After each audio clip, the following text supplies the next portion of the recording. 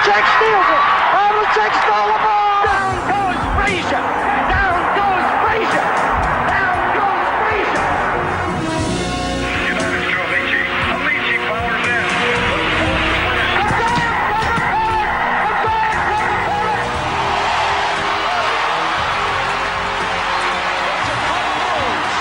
Won their 6th NBA championship. Gibson, swing.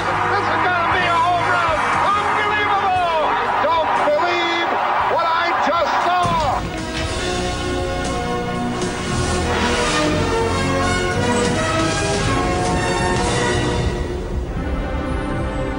Hello, I'm Chris Fowler for Sports Century. On his 22nd birthday, Charles Barkley dunked with such force and fury that he moved everything: the stanchion, the backboard, the basket.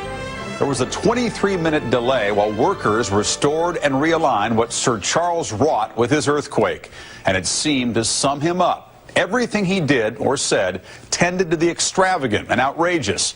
He dared you to ignore him. That was rarely possible.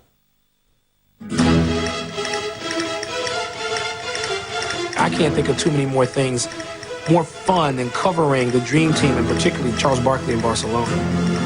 He was the king of Las Ramblas. That was the big party street in Barcelona. Charles was the life of Barcelona. Only Charles could have 5,000 people following him all over the place. He would go out and talk to people who were pretty unfortunate. And I remember one homeless woman who never asked him for anything. He just one day stuck a wad of bills in a bag. Best of times was Charles rolling down the Ramblas. The worst of times was when he would elbow an Angolan. I don't know anything about Angola, but Angola's in trouble. Barkley, a little contact, just a little elbow to send a message here. The little guys from Angola, they were out of control. They were throwing elbows as well. So Charles, being a competitor, he's going to throw an elbow back. I asked him whether that was in keeping with the Olympic ideal, and he said, hey, it's the ideal of the playground. This is the way you play. I said to Michael, Michael, why don't you have a talk with Charles? Get him calmed down a little bit. He said, we've tried, it's your turn. It was kind of hilarious political satire. I mean, what could be funnier than him, elbowing this guy, and then when called for it, said, well, who knows, he could have had a spear or something. You get the idea one way or another, he might cause an international incident. If Charles Barkley's colorful behavior kept opponents and State Departments on edge, he helped motivate the greatest collection of basketball talent ever assembled as the U.S. Olympic team coasted to gold. I thought of all of the players, he left the locker room with the most fire. He was really, really determined not to be embarrassed and not to lose that gold medal. He was definitely our MVP during that Olympic run. And still today, you sit there and watch him and say, how did a man his size be able to do the things that he did? I'll throw it down your throat like Barkley. Here we come, no doubt, clear the lane out. Isolation play, plus they got things to say. Banging wide to the board, oh Lord, the glass belongs to the top of the class, come on. Along the baseline, Barkley, 2 more. He's got 56 points. I mean, people talk about who there'll never be another. I think there'll be a long time before there's a 6'4" guy who can do what Charles Barkley did. Inch for inch, the greatest rebounder ever in the NBA. Smallest man ever to win the rebounding championship. His ability to dominate games physically at that height is something that I don't think anybody has really done before or since. Desire. He did it with desire and a big old butt. He was just telling me, you shoot the basketball and I'm going to get every rebound. And I tell you, he would get every rebound. His pure desire and his love for the game,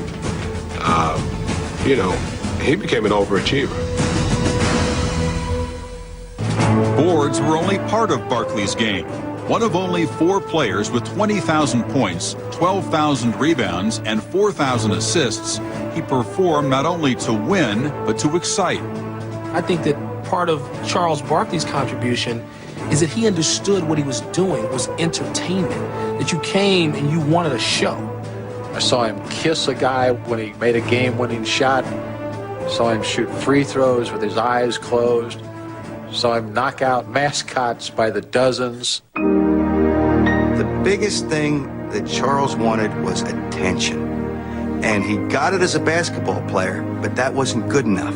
Charles Barkley was a fat kid who grew into a great basketball player, and I think he's very grateful for any attention that he gets. Charles liked to be surrounded by people and liked to have them reacting to what he was saying and doing. It was such a mix of good and bad and logic and illogic. It was a walking mass of contradictions. His thing is that you could never understand who he is. So trying to rationalize the things that he does, you'll never be able to do that. My idol a lot of times is Charles Barkley. I wish I could say what he says. I would personally like to tell all y'all out there who bastards to kiss my big black ass. You know, have you ever noticed that Charles Barkley gets in trouble because he tells the truth? He's a bad official. He's been bad the whole time I've been in the league. I hate he came back. I have heard him say things that I would kill anybody else if they said it. I would kill him in writing, I'd kill him on TV. But because it was Charles, you kind of just you laugh, and you don't want to laugh, but it's funny. That was a really, really boring game. I apologize for playing like crap, but I couldn't get motivated, I ain't gonna lie. The guy used to read the newspaper on his way to every game just so he could have analogies to use off the front page. The sexual harassment stuff is really getting to the point where it's absurd. Oh, Paula Jones would be lucky somebody want to touch her ugly ass. Charles just came out and spoke what was on top of his mind and gave you almost that Muhammad Ali feel. Damn, Marley. Oh, my. Then I'm just like every other woman in Phoenix. Can I have you? That same southern smoothness that kind of makes it good for the air. It's kind of like the difference between Ali and Tyson. Ali could say the same thing Mike Tyson said about I'll eat your children, and he'd have everybody laughing. You know, Tyson says it, and it's like they want to put him in an insane asylum. You know, some people can't tell a joke. Barkley can tell a joke. Oh, that ESPN News? Y'all still trying to rip people off with that old station, aren't you? I don't think I've ever said anything that nobody else has said. But if you're a regular person, you're giving your opinion. If you're famous, you're opinionated or you're controversial. He inspired more discussion over the importance or the lack of importance of role models in athletics than any single individual I can remember. I am not a role model. Charles had said it. All I did was, tighten up the language a little more and take a couple four-letter words out. Parents should be role models. What he was saying was take responsibility for your own children. You know, I'm not your daddy. Just because I dunk a basketball doesn't mean I should raise your kids. Barkley said what everybody ought to be saying. Don't wait for a professional athlete to mentor your child because he or she is a celebrity. He got this before anybody else. You're not something because you wish you weren't. He was very much a role model, whether he cared to admit it or not. There are so many single-parent families looking for help in raising their kids. And if he was going to duck that responsibility, that did make me angry. In retrospect, if the league had control over it, the league would never have let anything like that happen. I think that the reaction to I am not a role model suddenly cast him as the heel, the villain in the World Wrestling basketball sweepstakes.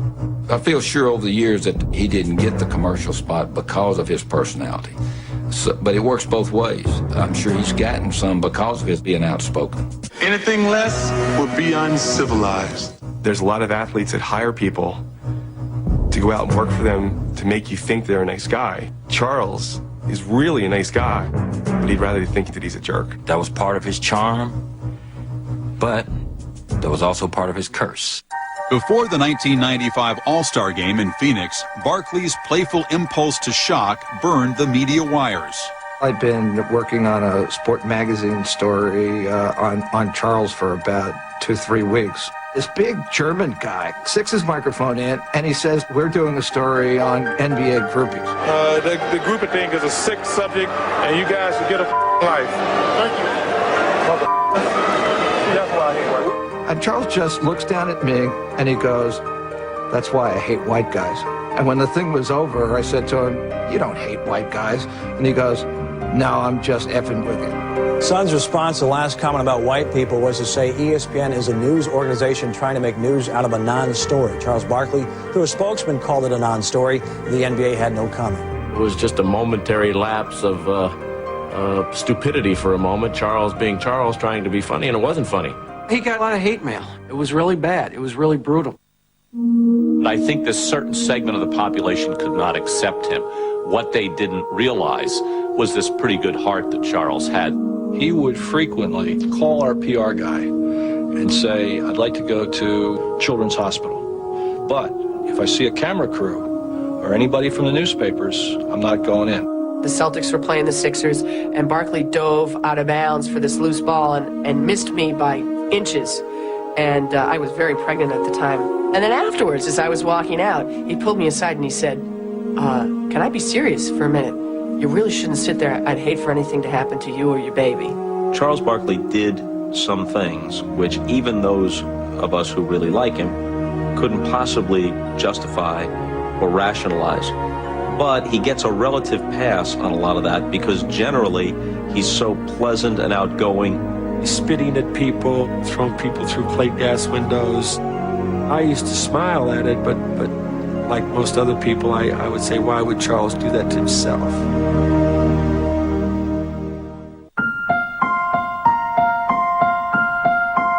Charles Wade Barkley was born in Leeds, Alabama, to Frank and Charcy in February of 1963. I really don't like to talk much about Charles' father. We separated when Charles was not even a year old. I know one time he hit her, and I told him that I'd take his wife and baby home with me, and I did. I really struggled with not having a father there. 2 women and 3 boys, it was always a constant struggle. Charles's grandmother I've always referred to as chairman of the board. She's the one who held everything together. My mother was a strict disciplinarian. She could whoop harder than any man could ever whoop. Charles was about 14 or 15, and he said to me, Granny, your mama ain't gonna never have to work no more, because I'm gonna play professional basketball. I heard him say he was gonna play with Dr. J, and everybody laughed at him and called him names. There's not really much use for a 5'10" fat point guard. I started doing these drills to get my legs stronger, jumping over this fence, back and forth, back and forth, back and forth. At night, when all other kids might be out on a date, Charles would be on the basketball court, and the people in the projects would tease me every night. By the time we start to go to sleep, we hear that boom, boom, boom, boom, boom out there on the basketball court. I wasn't the most highly recruited player on my team, so I realized the only way I was going to get the ball was get rebounds. So going into my senior year, I wanted to get 20 rebounds a night. That was my goal. Averaging 18 rebounds and 19 points as a 6'4" high school senior, Barkley was recruited nationwide. He chose nearby Auburn, where he grew out instead of up. We weighed him in October 15th at 232 pounds. By the end of his freshman year, he was at 278. You couldn't get it off of him. You could break the plate. You could monitor his eating habits. I even sent coaches with him to class and to the dining hall. They go and they play a ball game. They give him a post-game sandwich, a snack. Charles somehow smuggles 3 giant pizzas into his room. They threw it away. Barkley with a great anticipation. Look at the big guy move. Bingo and a foul. Well, when I first saw Charles, I looked at him and said, this big guy. This big guy can't play. And he dunked him. And I looked at this guy like, how can this big guy put all his weight in the air? He's kind of like the bumblebee, I would say. The bumblebee aeronautically ain't supposed to fly. He got this little round, but little bitty wings. This guy ain't supposed to jump. Averaging 14 points and 10 rebounds in his first 2 seasons at Auburn, the outsized Barkley drew more jeers than cheers. I'm Charles Barkley of Auburn Tigers. Here are a few of my nicknames. The Bread Truck, the Love Boat, Food World, the Frisco Kid, which is my second favorite, the Wide Loathing League, Town of Fun, the Good Time Blimp. And my favorite is the Round Mound the Rebound. Went to different places to play the holler fat boy. He was a big kid. Some of the Tennessee people had got Domino's Pizza to deliver 2 pizzas to Charles on the court before the game. But the scorn of road crowds paled in comparison to the problems between Barkley and head coach Sonny Smith. Sonny pushed Charles in places that he had never been and didn't want to be pushed in. Sonny told him, Charles, you could have a play, and practice should be a great play. He told Sonny, well, coach, you know, when the bright lights come on, I play. That's all that counts. He wanted to practice, but not practice hard. Instead of rotating across and taking a charge, Charles would rotate across and just knock the guy up in the stands. So I ran at him, I swung at him, and I hit him in the chest right here. He just backed off and said, Coach, don't hit me anymore. Look at him smiling. He's really a good kid. He's just got to work a little bit more at his work habits, have a little bit more desire in practice. So let me tell you something, son. You got a world of ability, but I watched you in practice today, and you're just going through motions. Listen to your coach. Your coach loves you. Your people here love you. Listen to them. They're trying to help you, man. I think once Sonny realized that he had somebody who was a little bit different, I think they came closer together, and I think it made Auburn a better team. As a junior, the rotund forward helped lead Auburn to its first NCAA tournament appearance, scoring 15 points and grabbing 9 rebounds a game. After the Tigers lost in the first round, Barkley was invited to try out for Bobby Knight's 1984 Olympic team.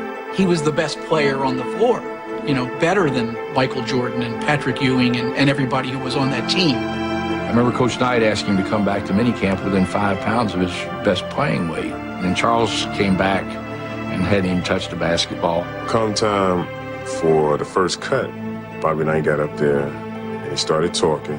The first name he called out was Charles Barkley. We were like, oh man, if he's cut, then well, I'm cut.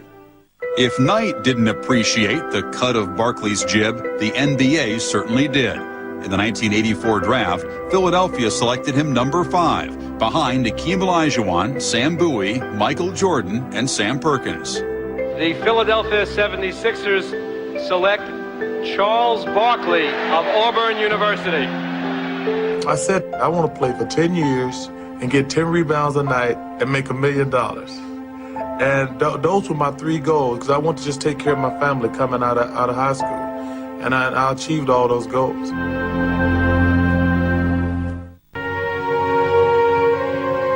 Tipping the 76ers training scales at 272 pounds, Charles Barkley was not a perfect fit for a team that had won the 1983 NBA title. Initially, I wasn't that excited. You're talking about someone under 6'5", playing a power forward position in the NBA. There wasn't anyone like that. Well, here comes this brash rookie onto a team that already has Moses Malone, that has the elegant Julius Erving, that has all these established stars and veterans. One would look at the other and say, do you believe this kid? A guy who liked to have fun, a guy who had enormous skills. And some of the parts of the game were a little too easy for him. But under the guidance of center Moses Malone, Barkley began to make his mark, not only on the league, but on some of its players. Charles's idea of a fast break was to get the ball himself, get up such a head of steam, find a way to finish that off with a dunk. And I think the idea of a big man having this kind of 94-foot game without a guard, without an outlet pass, is pretty unprecedented. So Charles all the way! He had the ability to grab the rebound, handle the ball, and break the press by himself and go down and get a layup. And then there's this string of bodies laying in his wake. I had made in my mind, a guard might draw 1 charge on me, but he's only going to draw 1. If a guard had the guts to stand in front of me 1 time, I was going to try to kill him so he would only do it once. In his second season, Barkley averaged 20 points and 13 rebounds, but Philadelphia was eliminated in the semifinals of the Eastern Conference playoffs. Then, on draft day, Barkley lost his mentor when Malone was moved to the Bullets. In 2 deals, the 76ers obtained Jeff Ruland, Cliff Robinson, and Roy Hinson. The darkest day in the history of the franchise. Jeff Ruland lasted 5 games before his knee gave way. Those trades were actually made for Charles. It was our intent at that time to try to build a team around Charles. It completely freed Charles up. Charles became absolutely a huge major star because he had freedom. This has become kind of Charles Barkley's team. This has become, if not the greatest show on earth, at least the noisiest show on earth. Barkley for three! Oh, no! Barkley remained irrepressible over the next 4 seasons. In 1990, he averaged 25 points and 12 boards and finished second to Magic Johnson in the MVP voting. On the next to last game of the season, he took the Sixers to their first division title in 7 seasons in a brawl-filled matchup with the defending NBA champion Pistons. Charles was like, I'm so sick of Bill Laimbeer. So he wrote a note, Dear Lamb, you. Love, Charles and Rick. We knew throughout the whole course of the game that we were going to get into some kind of an altercation between Mahorn and myself and Barkley. Oh, Barkley just nailed Laimbeer on the chin with a lefty. And now fires another one. Barkley and Laimbeer slammed by... Oh, this is ugly. And Charles was so mad he'd gotten ejected from the game that he'd ripped the urinal off the wall. And I'm just looking at this hole in the wall, this water shooting out. It looked like a fire hose was behind it. Of the $155,000 in fines levied by the NBA, $20,000 was billed to Barkley. The fallout from the altercation proved to be the beginning of the end of Barkley's tumultuous stay in Philadelphia.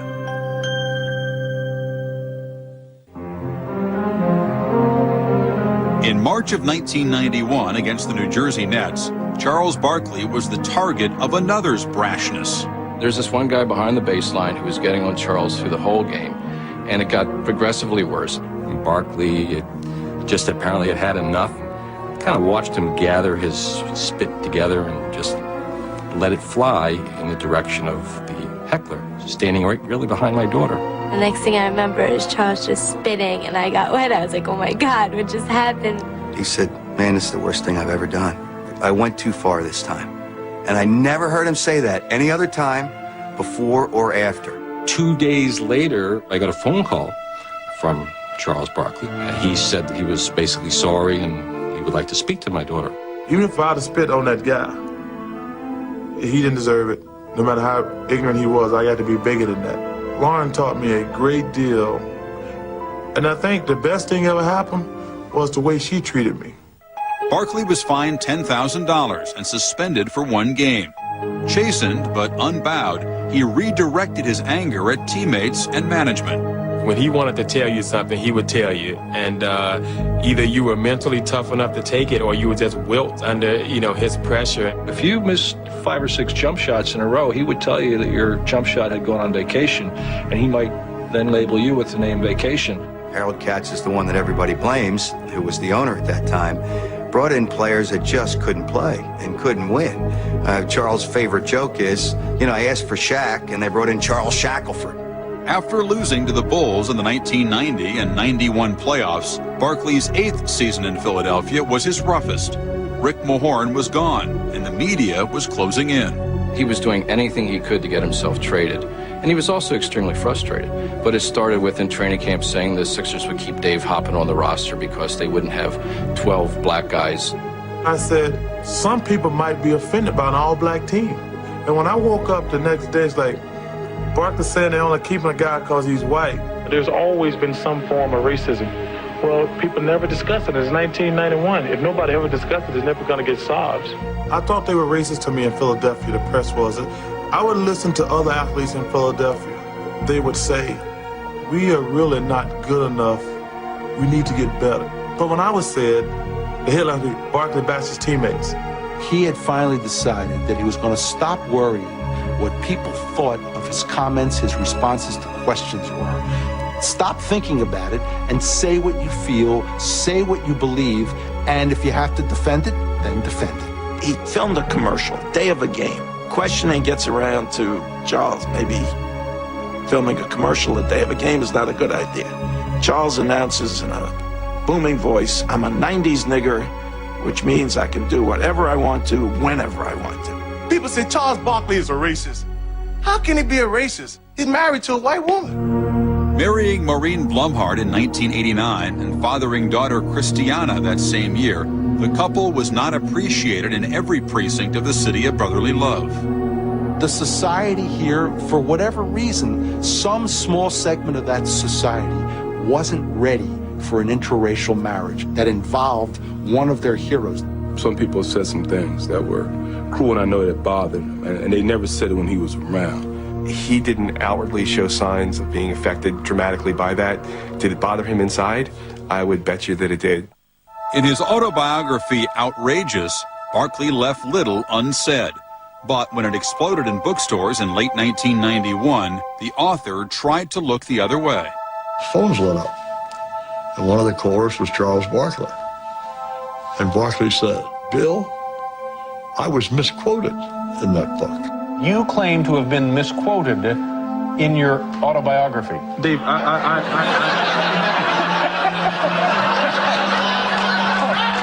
At the time, I thought this could be litigation history.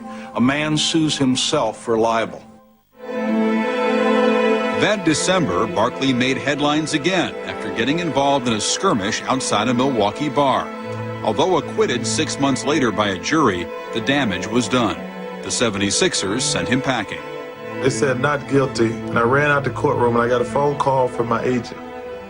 He's been traded. I said, where am I going? He's going to Phoenix. And I was racing to the airport to catch a plane. And I remember, I said, I don't care how much it costs, free drinks for everybody on the plane. I think he realized that he wasn't going to get a championship ring had he stayed in Philadelphia, and I think he desperately wanted an opportunity to play for a championship. So I think the team really did him a favor in accommodating him in making a trade with Phoenix. I felt like the Sixers just wanted to put me out there, make it to the playoffs, and lose. And I couldn't take that, because I knew there were bigger things for me.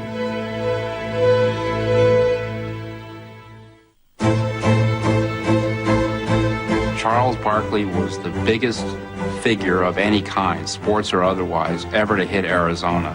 It was really Charles Barkley comes to Hooterville. I took him upstairs in the balcony of America West Arena, and I pointed to the ceiling. I says, that's what you can do for the Phoenix Suns. You can bring them a championship. Coming off a gold medal with the Dream Team in Barcelona and burdened with the expectations of nothing less than a championship ring, Charles Barkley played at the top of his game during his first season with Phoenix. It was a great timing for Phoenix that Charles had played in the Olympics before. Charles was in fantastic shape when he showed up in training camp that year, and it just carried over throughout the entire season. What Charles did was give us a confidence that we didn't have before, and more times than not, he carried us through. Barkley holding it with 5, with 4, with 3, puts up a long shot and scores it! He scores it! Averaging 26 points and 12 boards, Barkley won his only MVP by carrying the Suns into the 1993 NBA Finals. Waiting for him were the champion Chicago Bulls and his close friend. I can't express the depth of me and Michael's relationship. As far as him being my brother, he's always been there for me, always behind closed doors. Sometimes I dream that he is me. I just want to be like Mike. Michael was always good at flashing his rings and letting Charles know that he didn't have any and he wasn't going to get any. Maybe only a friend could do that. I think it's important for Barkley to be around Jordan because he feels it elevates and cultivates him in some way. Jordan watched him on TV one day and called him up and said, you got to start dressing right. You're a black businessman in America here. Put on a suit. Michael doesn't need to cultivate friendships. And I think it was part of this irrepressible Barkley nature. Charles was able to say things that Michael might have felt like saying, but they were coming out of the mouth of Charles. I remember Jordan saying, I wish I could say some of the things that Charles Barkley says. Is America going to love you as much as Jordan by the end of this? Love me? Oh, I'm their worst nightmare. A brother who won't be quiet. The Bulls and Jordan provided Barkley and the Suns with a nightmare of their own, winning the first 2 games in Phoenix. But Sir Charles answered in Game 3 in Chicago. This was the moment when, wait a minute, I can be on a par with Michael Jordan. I can be the best basketball player in the world. I'm going to play this one to the hill. King able to get to Barkley on the other side. Barkley would not let his team lose. You know, every overtime, every timeout, he was like, come on, come on. He was patting the guys on the back, and he was just willing them to victory. Barkley's 24-point, 19-rebound performance in Game 3 brought the Suns back into the series. After the Bulls responded by winning the fourth game, Barkley scored another 24 points as the Suns took Game 5. The Bulls have to schlep back to Phoenix. They're in a foul mood, and the Suns have the lead late. The Bulls had made up their mind that they were not going to let me score. And we got a turnover, a missed jumper, and another turnover. With Phoenix leading 98-96 with 14 seconds remaining, Barkley made a questionable decision. The Suns by 2. Pippen got the snap. Charles went for the steal, and Pippen started to drive. I could see Horace Grant open on the baseline. And before I could even turn around, he just hot potato right back out to Paxson, and I just went, please miss. Please miss. Here's Paxson for 3. Yes, the Bulls take a 1-point lead, and Phoenix calls for time. Had Charles played more conservatively, maybe they would have won. The Chicago Bulls have 3 straight NBA championships. Although Charles outwardly might not have expressed to everyone his emotions about losing that series, inwardly, there was no one that hated more to lose to Michael Jordan and the Chicago Bulls than Charles Barkley. You want to say it was a great year, but you feel so bad right now. I know he must have thought, you know, if I didn't beat that guy this season, I don't think I'm ever going to.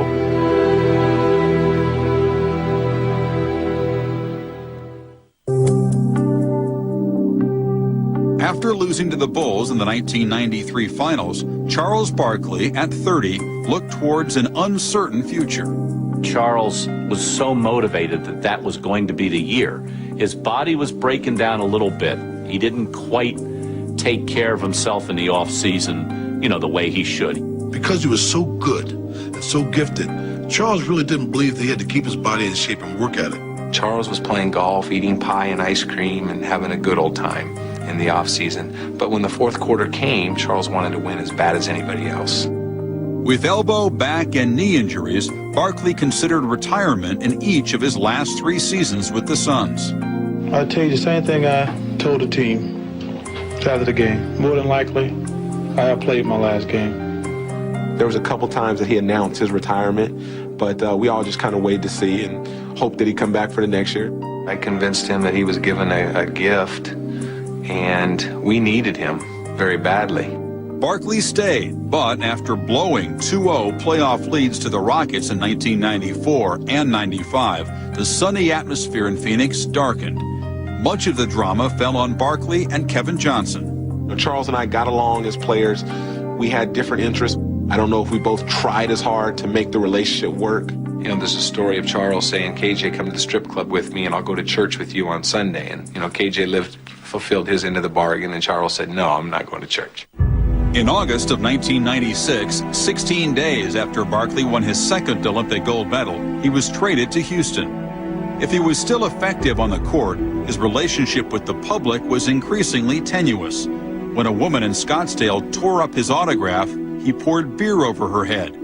3 other incidents in which punches were allegedly thrown resulted in no punishment for Barkley. You can't talk to Charles and tell him, all right, Charles, don't put yourself in a position to where you could get in trouble. You got to be kidding. Charles Barkley's Charles Barkley. That's part of his persona.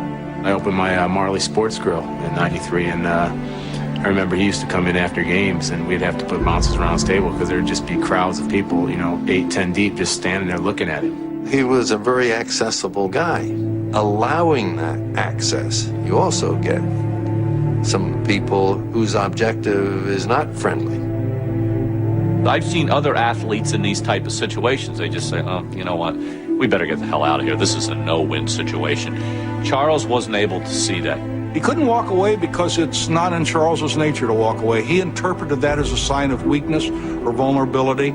That's what made him appeal to the working people. He wasn't a saint. He was just Charles. And if you rubbed him the wrong way, he had the right to get mad. In October of 1997 in Orlando, a party came to a crashing end. The little guy said something to Charles. Charles followed him outside. All he said was, "Hey, you gonna give me some respect?" And he pushed the little guy against the wall. It just happened to have some mirror there. When Charles pushed him, the little glass fell on the floor, and of course the little guy acted like he was dead at that point. This is the victim, 20-year-old Jorge Lugo, moments after being released from the hospital. He's banged up after he was tossed through a plate glass window at Phineas Fogg's. Eyewitnesses say it was Houston Rockets player Charles Barkley who did it. Let there be no conflict in America. If you bother me, I'm gonna whoop your ass. I threw him through the window. They asked me, did I have any regrets? I said, yeah, I regret that we were on the first floor. That's about it. I wish we were on like the third floor, so he could have failed.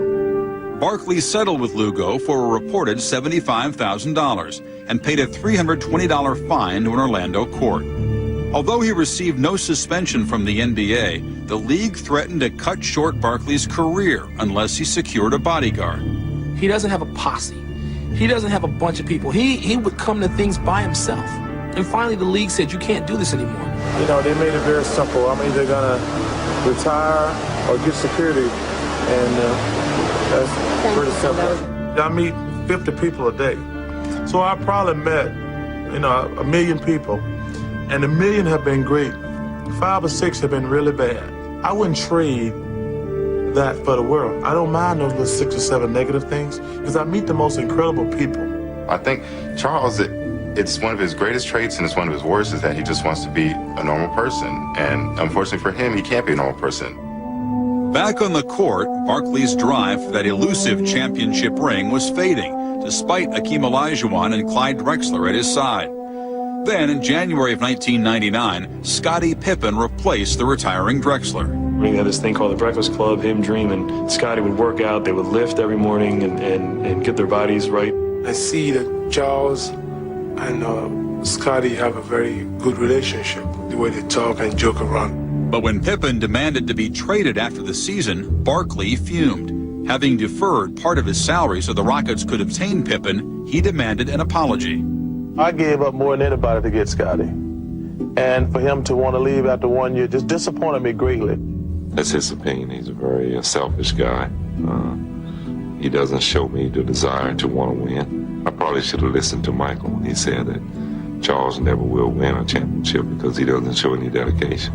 If anything, he owed me an apology for coming to play with his sorry fat butt. Michael called me from Monte Carlo.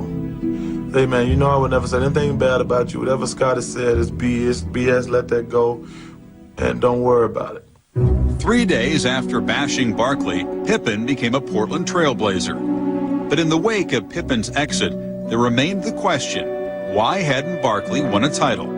I think he wants to be seen in the echelon of the Jordans and the Birds and the Magic Johnsons, but in my mind, he was one step short of that single-minded drive. Winning to Michael was like Vince Lombardi. It was everything. And maybe it wasn't everything to Charles. That didn't mean he didn't want to win, but he might not prepare himself. There's no question that his lifestyle, I think, had some detriment on his level of play. Could he have kept himself in better shape and gotten to bed before closing time once in a while? Yeah, he could have, but that's the way he attacked life. There's so many things going into winning a championship. Charles Barkley was not the reason why teams did not win championships. He's always said, you know, that's not going to define me if I never win a championship, but I think it really bothered him, and I think it bothered him really throughout his career. I don't know if it will ever haunt him. I think he's such a good-natured human being that he's going to let it go, but I think deep down in his heart that if he ever won a championship, he would have felt totally complete as a player.